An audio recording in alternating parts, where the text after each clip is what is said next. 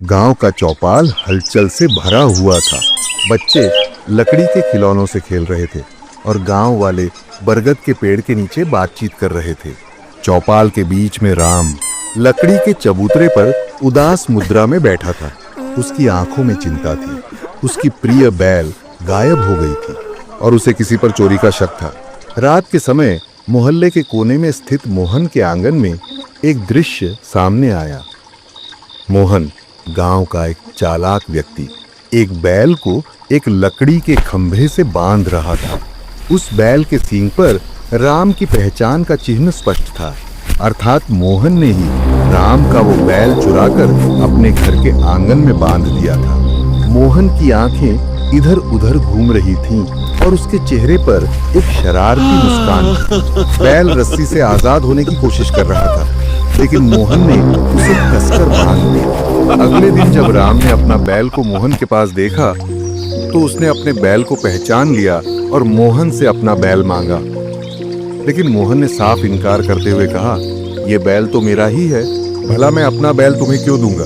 राम को अपना बैल अत्यंत प्रिय था, इसलिए अब उसने मोहन की शिकायत सरपंच से की, जिसके बाद गांव वाले चौपाल में जमा हुए।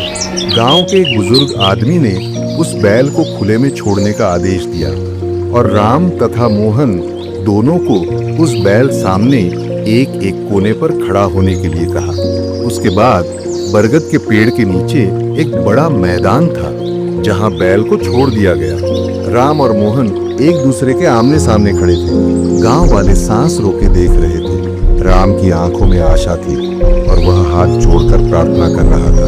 मोहन के माथे पर पसीना था और वह घबराया हुआ दिख रहा था। बैल को देखते ही उसकी आंखों में चमक आ गई और वह राम की ओर दौड़ा। उसने राम के पास जाकर ठहरकर सिर झुका दिया। गांव वाले आश्चर्यचकित रह गए। बैल के राम के पास रुकते ही पूरे गांव में सन्नाटा छा गया। मोहन ने शर्मिंदगी से सिर झुका लिया। गांव के बुजुर्ग, एक सफेद दाढ़ी वाले ज्ञानी व्यक्ति, अपने हाथ में लकड़ी की छड़ी लेकर आगे आए। उन्होंने छड़ी उठाई और मोहन की ओर देखा। उनकी आंखों में सख्त लेकिन न्यायपूर्ण दृष्टि थी। उन्होंने कहा, सच हमेशा जीतता है, तुम्हारा पाप छिप नहीं सकता मोहन। मोहन ने गांव वालों के सामने सिर झुका दिया। गांव वाले चकित थे लेकिन खुश भी कि न्याय हुआ। राम की आंखों में आंसू थे और वह अपने बैल को धीरे से सहला रहा था। सूरज की सुनहरी किरणें पूरे दृश्य को न्याय और सच्चाई की चमक में नहला रही थीं। तो इस प्रकार अंततः सत्य की विजय हुई। गांव वालों ने देखा कि ईमानदारी और धैर्य से हमेशा सच्चाई की जीत होती है। मोहन ने अपनी गलती मानी और गांव वालों ने उसे सुधरने का एक मौका दिया। सीख, सत्य को कोई दबा नहीं सकता। सच्चाई के रास्ते पर चलने वाला हमेशा विजयी होता है। ऐसी ही और नैतिक कहानियों के लिए वीडियो को लाइक करें और कमेंट्स करें। साथ ही बेल आइकन को प्रेस करना और चैनल को सब्सक्राइब करना न भूलें।